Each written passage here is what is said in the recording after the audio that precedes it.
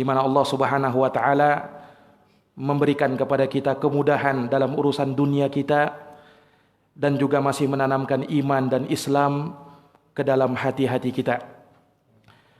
Salawat dan salam semoga tercurahkan selalu kepada junjungan kita Nabi termulia, Nabi besar Muhammad sallallahu alaihi wasallam, kepada keluarganya, para sahabatnya, dan orang-orang yang senantiasa meniti jalannya sampai hari kiamat kelak. Bapak Ibu saudara-saudari jamaah Masjid Al-Husna yang dirahmati oleh Allah Subhanahu wa taala, pada malam hari ini kembali kita akan melanjutkan kajian tafsir kita dari pembahasan tafsir Ibnu Katsir dari Juz Amma. Walhamdulillah kita telah menyelesaikan di pertemuan sebelumnya tafsir dari surat Al-Adiyat. Maka pada malam hari ini kita masuk pada penjelasan dari tafsir surat Az-Zalzalah. Idza zulzilatil ardu zilzalaha. Ya. Surat ini para jamaah sekalian dinamakan dengan surat Az-Zalzalah dari kata zilzal yang terambil dari ayat pertama surat ini. Idza zulzilatil ardu zilzalaha. Maka dinamakanlah surat ini dengan surat Az-Zalzalah yang maknanya kegoncangan. Yang maknanya kegoncangan. Nah, surat ini terdiri dari 8 ayat ringkas, dan para ulama seperti Imam Al-Baghawi dan juga di sini Al-Imam Ibnu Katsir rahimahullah menyebutkan bahwa surat Az-Zalzalah tergolong dari surat Madaniyah. Tergolong dari surat Madaniyah, yaitu surat yang diturunkan oleh Allah Subhanahu wa taala kepada nabinya setelah beliau diperintahkan berhijrah ke Madinah. Setelah beliau diperintahkan berhijrah ke Madinah. Nah, global dari kandungan surat ini menjelaskan bagaimana prahara atau salah satu kejadian yang terjadi menjelang hari kiamat dari digoncangkannya bumi Allah Subhanahu wa taala, yang mana hal tersebut menjadikan manusia pun kebingungan. Mereka bertanya-tanya, ada apa yang terjadi? Apa yang terjadi dengan bumi Allah ini? Nah, kemudian Allah Subhanahu wa taala mengingatkan juga di dalam surat ini di mana manusia nantinya akan diberikan balasan sesuai dengan jenis dan kualitas atau kadar amalan yang mereka lakukan. Barang siapa yang beramal kebaikan, maka dia akan melihat balasan kebaikannya. Dan barang siapa yang beramal keburukan, maka dia pun akan dibalas sesuai dengan keburukan yang telah dia kerjakan. Nah, ini global dari isi kandungan surat Az-Zalzalah. Para jamaah sekalian yang dirahmati oleh Allah Subhanahu wa taala, kita baca dan kita tafsirkan secara ringkas insyaallah taala apa yang Allah Subhanahu wa taala firmankan dari surat ini. Di ayat yang pertama Allah Subhanahu wa taala berfirman, "Idza zulzilatil ardu zilzalaha." Apabila bumi telah digoncangkan dengan goncangannya yang dahsyat. Apabila bumi telah digoncangkan dengan goncangannya yang dahsyat. Sekali lagi, ini ayat menerangkan tentang salah satu peristiwa yang akan terjadi menjelang hari kiamat, di mana Allah Subhanahu wa taala akan goncang bumi ini dengan dahsyat. Nah, tentunya para jamaah sekalian yang dirahmati oleh Allah Subhanahu wa taala, bumi bergoncang menyebabkan pengaruh bagi yang lainnya. Termasuk di dalamnya gunung, lautan, dan seluruh makhluk Allah Subhanahu wa taala yang ada di permukaan bumi. Nah, dan ketika Allah Subhanahu wa taala menyebutkan bahwasanya bumi itu akan digoncangkan pada hari itu, kata ulama menunjukkan bahwasanya di sana ada yang menggoncangkannya. Di sana ada yang menggerakkannya. Siapa dia? Allah Subhanahu wa taala. Nah, ya. Maka ini para jamaah sekalian yang dirahmati oleh Allah. Jadi bumi Allah Subhanahu wa taala bergoncang. Bumi Allah Subhanahu wa taala bergoyang, dan Allah Subhanahu wa taala yang menginginkannya, Allah Subhanahu wa taala yang menghendakinya. Ya. Maka para jamaah sekalian, tentunya ini berisi bantahan kepada mereka-mereka yang mengatakan tatkala terjadi gempa bumi, oh ini terjadi dengan sendirinya, murni bencana alam biasa.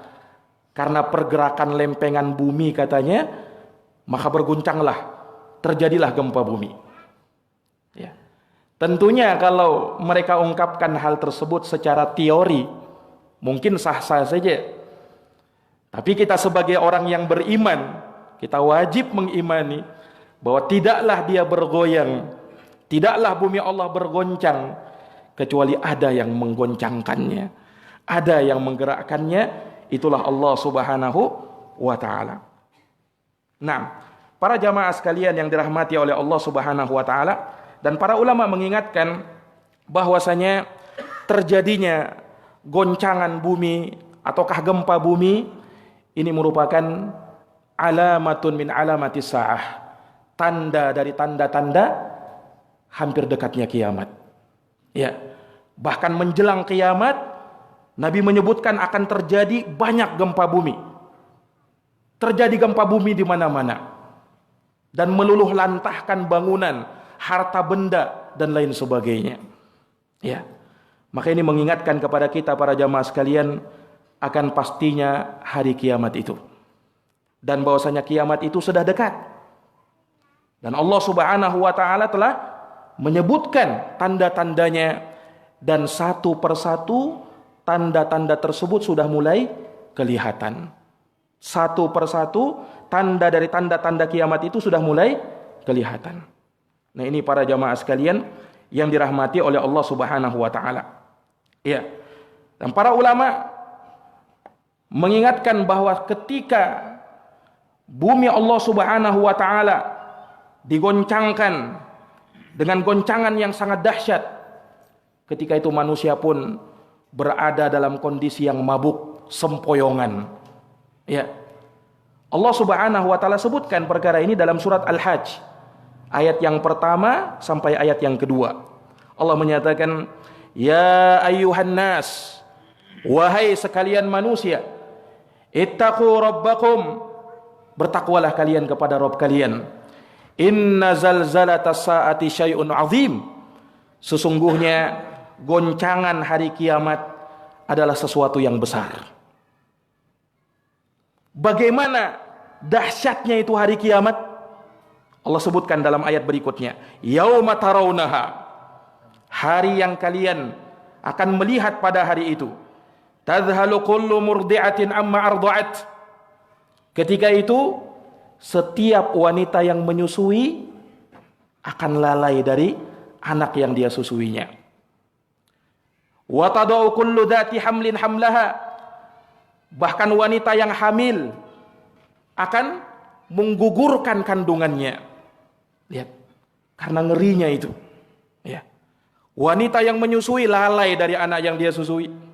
Wanita yang hamil keguguran. Kemudian tidak sampai di situ, Allah katakan wa taron nasa sukara, dan kau melihat pada hari itu manusia dalam keadaan mabuk. Wa ma hum bisukara, padahal tidaklah mereka mabuk, kata Allah. Walakinna adzaballahi syadid, akan tetapi azab Allah Subhanahu wa taala sangatlah keras. Lihat, ketika digoncangkan manusia dalam keadaan sempoyangan. Nah, Manusia dalam keadaan mabuk, gambarannya seperti itu. Ya. Nah, ini para jamaah sekalian yang dirahmati oleh Allah Subhanahu wa taala. Dan ketika bumi bergoncang, memberikan efek dan dampak bagi yang lainnya. Makanya disebutkan bagaimana lautan, bagaimana pegunungan, ya. Gunung menjadi terbang. Seperti yang kita sebutkan dalam surat Al-Qari'ah sebelumnya. Apa kata Allah? Wa takunul jibalu kal'ihnil manfush. Dan ketika itu gunung-gunung bagaikan kapas yang diterbang-terbangkan. Subhanallah. Gunung, Pak. Yang luar biasa beratnya itu. Jutaan ton mungkin. Ya. Itu bagaikan kapas yang diterbangkan. Karena hebatnya goncangan bumi ketika itu. Nah, apa yang terjadi pada lautan? Ya. Allah Subhanahu wa taala sebutkan, wa idzal biharu fujirat dalam surat Al-Infitar. Apabila lautan itu meluap dan meluluh lantahkan apa yang ada di sekelilingnya. Terjadi tsunami yang hebat. Nah, ini para jamaah sekalian yang dirahmati oleh Allah Subhanahu wa taala. Ya. Bumi terbelah dan bumi mengeluarkan apa yang ada di dalamnya. Itulah dari ayat yang kedua dari surat ini. Apa kata Allah? Wa akhrajatil ardu athqalaha. Dan bumi mengeluarkan beban-beban yang berat yang terkandung di dalamnya. Ini masih pengaruh goncangan tadi. Iya. Bumi memuntahkan apa yang ada di dalamnya. Kata ulama ahli tafsir bahwa yang dimuntahkan oleh bumi di sini ada dua penafsiran. Yang pertama al-mauta, orang-orang yang sudah mati dikeluarkan. Ya. Ada juga yang mengatakan kunuzuha, segala perbendaharaan harta yang ada di dalam bumi, yang tersimpan di dalam bumi keluar seluruhnya. Keluar seluruhnya. Nah, para jamaah sekalian yang dirahmati oleh Allah Subhanahu wa taala, dan ini dua penafsiran ini adalah dua penafsiran yang benar dan didukung oleh dalil-dalil yang lain. Ya. Di mana Allah Subhanahu wa taala menyebutkan bahwasanya bumi akan memuntahkan apa yang ada di dalamnya berupa orang-orang yang sudah meninggal keluar. Allah Subhanahu wa taala sebutkan di dalam Al-Qur'an, afala ya'lamu idza bu'thira ma fil qubur, dalam surat Al-Adiyat. Tidakkah mereka tahu ketika dibongkar apa-apa yang ada di dalam kuburan itu? Ya, ada korelasinya dengan ayat di surat Al-Adiyat itu. Nah, dan juga Nabi menyebutkan bahwasanya di antara beban yang ditanggung oleh bumi adalah mayat-mayat yang dikubur di dalamnya. Makanya Nabi pernah menyebutkan di dalam sebuah hadits yang sahih bahwasanya Rasulullah menyebutkan tentang jenazah yang akan dikubur itu. Rasulullah bersabda, asri'u bil jenazah, bersegeralah kalian dalam mengurus jenazah. Kenapa? Fa in taku salihatan fa khairun tuqaddimunaha ilaih. Kalau ternyata jenazahnya itu jenazah yang baik, kamu segerakan, maka itu kebaikan yang kau segerakan untuk dirinya. Wa in taku siwa dzalik, tapi kalau sebaliknya, fasyarrun tadaunahu ala riqabikum, maka itu adalah kejelekan yang kalian pikul di pundak-pundak kalian. Kata ulama menunjukkan bahwasanya ya, mayat-mayat yang meninggal terlebih dari kalangan orang kafir, orang fajir, orang zalim, itu beban bagi bumi. Sehingga tatkala pada hari kiamat digoncangkan oleh Allah, keluar semuanya. Nah, inilah yang dimaksud di dalam ayat yang kedua dalam surat Az-Zalzalah ini. Ya. Kemudian ulama juga menyebutkan bahwasanya bukan hanya orang-orang yang mati akan dikeluarkan. Demikian pula perbendaharaan bumi, harta bendanya juga akan keluar, dia muntahkan oleh bumi. Dan ini berdasarkan ayat di dalam atau hadis di dalam sunnah Nabi sallallahu alaihi wasallam. Disebutkan dalam hadis taqi'ul ard afladan kabidiha amsal al-ustuwani min ad-dahabi wal fiddah. Kata Nabi, bumi kelak akan memuntahkan harta benda yang sangat banyak berupa emas dan perak, bahkan seperti tiang-tiang yang tinggi, kata Nabi. Fayaji'ul qatil fayaqulu fi hadza qataltu. Orang yang ketika itu di dunia pernah membunuh, dia mengatakan, karena inilah saya membunuh orang, karena harta. Wa yaji'ul qati' fayaqul fi hadza qata'tu rahimi. Orang yang memutuskan tali silaturahim juga berkata ketika itu, karena sebab inilah saya memutuskan tali silaturahimku. Wa yaji'us sariq wa qala fi hadza qata'tu yadi. Orang yang mencuri juga pada hari itu datang kemudian mengatakan, karena sebab inilah tanganku dipotong. Nah, summa yada'unahu fala ya'khuduna minhu syai'a. Kemudian mereka tinggalkan harta itu ya, tanpa mereka ambil sedikit pun juga. Mereka tidak perlu lagi, Pak. Kenapa? Kiamat sudah terjadi. Ya. Nah, tidak ada kesempatan mau mengambil harta. Dalam keadaan mereka lihat harta benda berupa emas, perak keluar. Itu menjelang hari kiamat, Pak. Mereka lihat, karena emas ini aku membunuh orang. Karena emas ini aku memutuskan tali silaturahim. Kemudian mereka tinggalkan, mereka tidak ambil sedikit pun juga. Ini para jamaah sekalian yang dirahmati oleh Allah Subhanahu wa taala. Ini tafsir dari ayat yang kedua dari surat ini. Kemudian Allah Subhanahu wa taala menyatakan, wa qalal insanu ma laha. Dan manusia pun berkata, ketika bumi bergoncang dengan goncangan yang hebat, bumi memuntahkan apa yang ada di dalamnya dari perbendaharaan dunia, demikian pula mayat-mayat yang ada di dalamnya. Manusia pun berkata-kata, malaha, apa yang terjadi dengan bumi? Nah, ini kata ulama, pertanyaan ya dari orang-orang yang mukmin, kalau dia bertanya pertanyaan seperti itu, maksudnya pertanyaan keheranan, pertanyaan ta'ajjub, ya, pertanyaan kenapa, ada apa ini? Padahal dulunya bumi Allah Subhanahu wa taala tenang, tidak bergoyang, tidak bergoncang. Kenapa tiba-tiba bergoyang dengan goyangan yang hebat? Nah, ini ikhwani fillah azani Allahu wa iyyakum. Dan juga orang-orang kafir bertanya pada hari itu, malaha, ada apa dengan bumi Allah? Pertanyaan beda dengan orang yang beriman tadi. Kalau orang kafir bertanya-tanya seperti itu, kata ulama, pertanyaan penyesalan. Kenapa?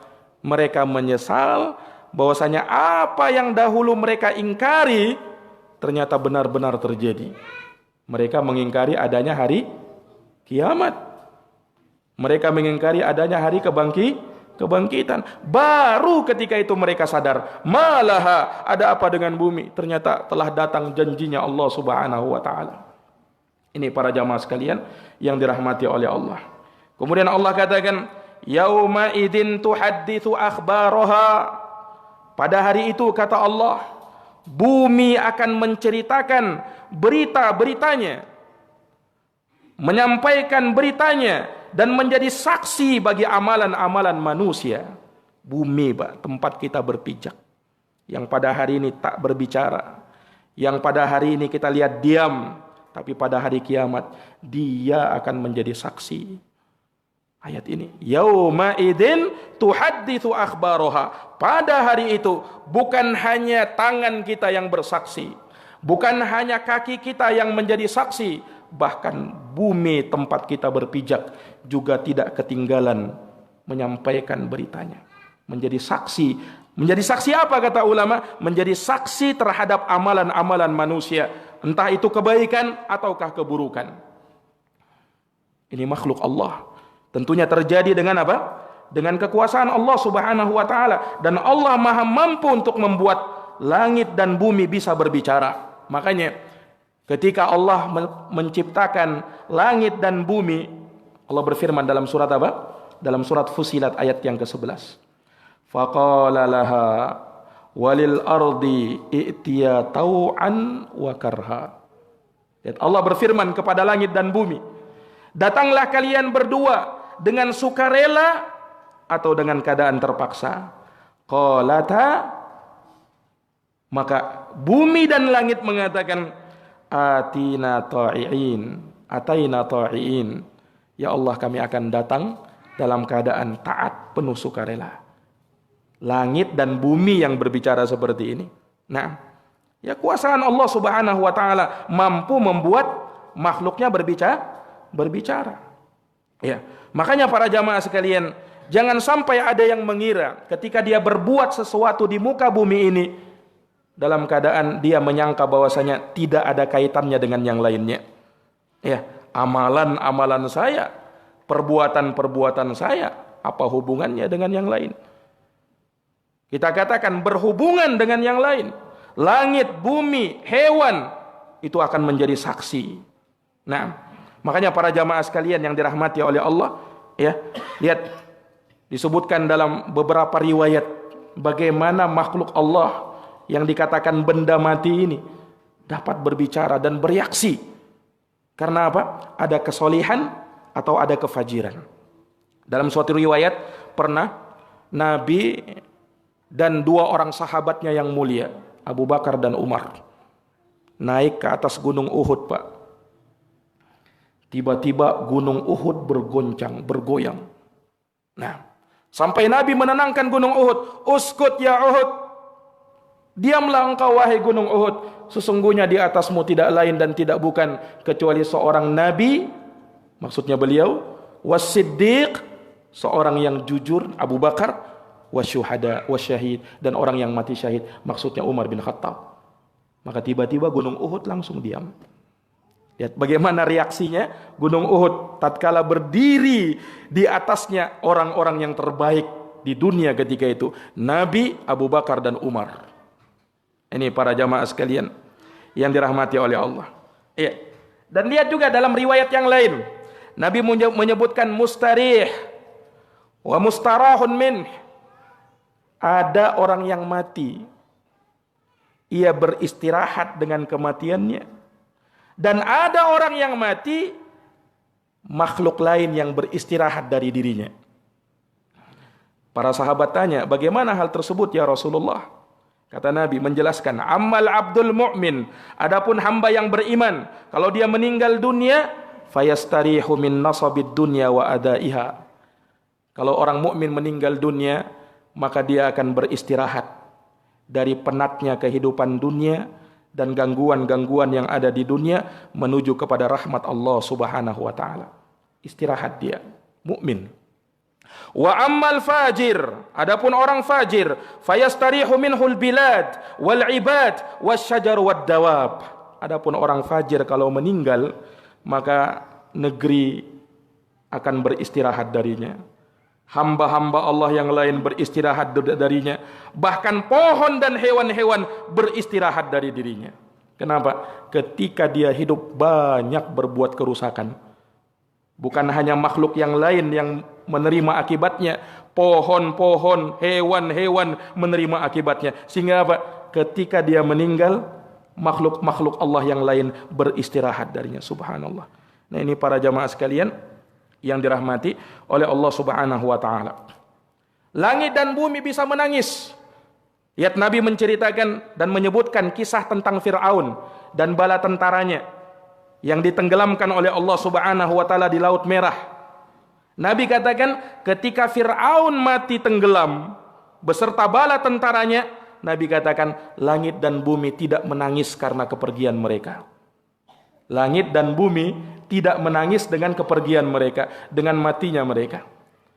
Kata ulama, mafhumul mukhalafah, pemahaman kebalikannya, artinya apa? Kalau ada orang mukmin yang meninggal, apalagi orang-orang yang dikenal dengan kesolehan, para siddiqin, para syuhada, apalagi para nabi dan para rasul, langit dan bumi menangis karenanya. Ini para jamaah sekalian menunjukkan apa? Ya, menunjukkan bahwasanya ada reaksi pada makhluk-makhluk Allah Subhanahu wa taala ini. Nabi juga pernah bersabda tentang orang-orang yang alim, orang-orang yang berilmu itu apa? Yastaghfiru lahu hatta al-hitanu fil bahr. Akan dimintakan ampun untuk dirinya, bahkan ikan-ikan yang ada di lautan turut memintakan ampun untuk dirinya. Subhanallah. Ini kemuliaan orang-orang yang berilmu. Taib. Jadi para jamaah sekalian, di dalam ayat yang ketiga ini Allah Subhanahu wa ta'ala, atau ayat yang keempat ini Allah Subhanahu wa ta'ala menyebutkan ya, bagaimana pada hari itu bumi menceritakan berita-berita yang terkandung di dalam, berita-berita yang ingin dia sampaikan terkait dengan apa? Terkait dengan amalan-amalan manusia. Ya, apa yang mereka lakukan di muka bumi ini Allah Subhanahu wa taala mengetahuinya. Mungkin muncul pertanyaan, Pak. Berarti kalau bumi tidak memberitakan beritanya, tidak menyampaikan beritanya, Allah tidak tahu? Tentu tidak demikian. Ya kan? Kenapa? Allahu alimun bikulli syai'. Allah Maha tahu segala sesuatu. Tapi kenapa bumi juga disuruh bersaksi? Kenapa? Apa kira-kira hikmahnya? Untuk menegakkan keadilan. Ya. Dan bahwa Allah tidak menzolimi siapapun juga. Allah balas sesuai dengan apa yang kau lakukan di dunia. Kau ingkar, ada yang menjadi saksi. Mulut dikunci rapat oleh Allah, Pak, pada hari kiamat. Al-yawma nakhtimu ala afwahihim. Hari itu kami kunci mati mulut-mulut mereka. Tangan yang berbicara, kaki yang bersaksi terhadap apa yang sedang terjadi. Nah, ini para jamaah sekalian yang dirahmati oleh Allah. Maka tidak ada hujah bagi orang-orang yang mau berbohong, mau berdusta terhadap apa? Apa yang dahulu ia lakukan di dunia. Nah, nanti para jamaah sekalian yang dirahmati oleh Allah, orang-orang musyrikin, sebagaimana Allah firmankan dalam surat Al-An'am ayat 23 sampai 24. Allah katakan pengakuan orang musyrikin sendiri mengingkari amal perbuatan mereka. Qalu wallahi rabbina ma kunna musyrikin. Orang musyrik berkata, demi Allah, wahai Rabb kami ini bukan orang-orang musyrik. Padahal jelas musyriknya. Tapi dia ingkari. Apa kata Allah? Undur kaifa kadzabu biha, kaifa kadzabu ala anfusihim. Lihatlah bagaimana mereka mendustakan diri mereka sendiri. Apa yang mereka lakukan mereka dustakan. Subhanallah. Para jamaah sekalian yang dirahmati oleh Allah Subhanahu wa taala. Taib. Kemudian Allah jelaskan bumi berbicara seperti itu kenapa? Bi anna rabbaka awhalaha. Ayat yang kelima Allah tegaskan karena sesungguhnya Rabbmu lah yang memerintahkan yang demikian itu kepada bumi. Ya. Jadi yang memerintahkan siapa? Yang memerintahkannya adalah Allah Subhanahu wa taala. Allah yang menginginkannya, maka bumi berbicara. Ya. Di sini kita imani, Pak, segala sesuatu dari makhluk Allah Subhanahu wa taala terjadi tidaklah terjadi kecuali dengan izin Allah. Lihat matahari terbit dari arah timur, terbenam dari barat, terbenam ke sebelah barat. Itu semuanya dengan apa? Dengan izinnya Allah Subhanahu wa taala. Demikian pula munculnya malam, ya, tibanya waktu siang, munculnya bulan, ya, bintang-bintang yang ada di atas langit, semuanya itu dengan perintah dan izin Allah Subhanahu wa taala. Makanya ketika nanti matahari diperintah oleh Allah untuk terbit dari arah terbenammu, terbit dari arah barat, maka dengan perintah Allah Subhanahu wa taala ia pun melaksanakannya. Semuanya, Pak, angin yang berhembus pun demikian. Makanya pernah disebutkan dalam hadis, ada salah seorang sahabat Nabi datang kepada Nabi memakai imamah sorban. Ya. Tiba-tiba berhembuslah angin yang kencang, menerbangkan imamahnya, sorbannya sahabat ini. Ya. Karena kesal, sahabat ini melaknat angin yang berhembus tadi. Ditegur oleh Nabi SAW, la tal'anha fa innaha ma'murah. Jangan kau laknat angin, karena angin itu cuma diperintah, kata Nabi. Itu makhluk Allah Subhanahu wa taala. Ya. Nah, sama ya, ketika misalnya ada ya penyakit virus, tidaklah dia muncul kecuali dengan izin Allah. Tidaklah dia diterbangkan kecuali dengan izin Allah. Nah, kan lagi viral ini Pak tentang corona. Ya, virus corona. Nah, kita imani para jamaah sekalian bahwasanya hal tersebut tidaklah terjadi kecuali dengan izinnya Allah. Walaupun tetap ada langkah-langkah untuk mengambil antisipasi. Itu tetap dilakukan. Tapi Nabi mengingatkan, la adwa, tidak ada penyakit menular. Maksudnya menular dengan sendirinya tanpa izin Allah. Kalau dia menular dengan izinnya Allah Subhanahu wa taala. Ini para jamaah sekalian, itu kita imani. Ya. Maka ini makhluk Allah Subhanahu wa taala. Allah Subhanahu wa taala yang memerintahnya, Allah Subhanahu wa taala yang menghendakinya. Kemudian pada ayat berikutnya Allah berfirman, yauma idzi yasdurun nasu ashtatan liyurau a'malahum. Pada hari itu kata Allah, manusia akan keluar dari kuburnya. Ada dua penafsiran di sini. Ada yang mengatakan yasdurun nasu, keluar dari kubur-kuburnya, ashtatan, dalam keadaan beraneka ragam mereka itu. Untuk apa mereka keluar? Liyurau a'malahum, untuk diperlihatkan kepada mereka balasan akan amal perbuatan mereka. Penafsiran yang lain, yauma idzin, pada hari itu, yasdurun nas, manusia ketika selesai dihisab, ashtatan, mereka itu pun berkelompok-kelompok, beraneka ragam keadaan mereka. Maksudnya ashtatan, beraneka ragam, ini Allah terangkan dalam ayat yang lain, faminkum syaqiyyun wa minkum sa'idun. Di antara manusia ada yang berbahagia, tertawa ceria, berwajah yang cerah, dan di antara manusia ada yang bersedih, ada yang bermuka masam, ya, yang tahu bahwasanya dirinya akan binasa. Fariqun fil jannah wa fariqun fis sa'ir. Satu golongan di dalam surga, golongan yang lain ada di dalam neraka. Makanya ada dua golongan ketika itu. Ada ashabul yamin, golongan yang kanan, ada ashabus shimal, golongan yang kiri. Nah, itulah keberagaman manusia ketika itu. Memang cuman ada dua golongan saja. Golongan yang beriman dan golongan yang kafir. Golongan yang beriman dan golongan yang kafir. Nah, untuk apa semua itu? Allah akan bangkitkan, Allah akan perlihatkan kepada mereka balasan terhadap amal perbuatan mereka.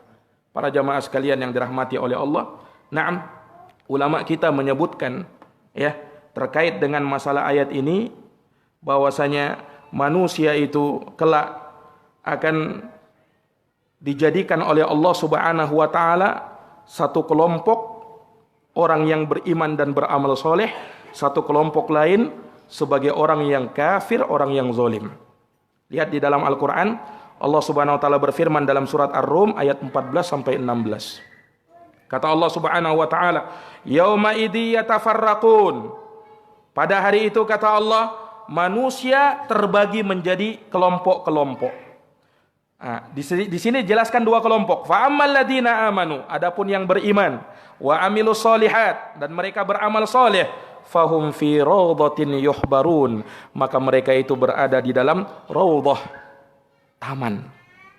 Mereka berbahagia di dalamnya. Wa ammal ladzina kafaru, ini kelompok yang kedua.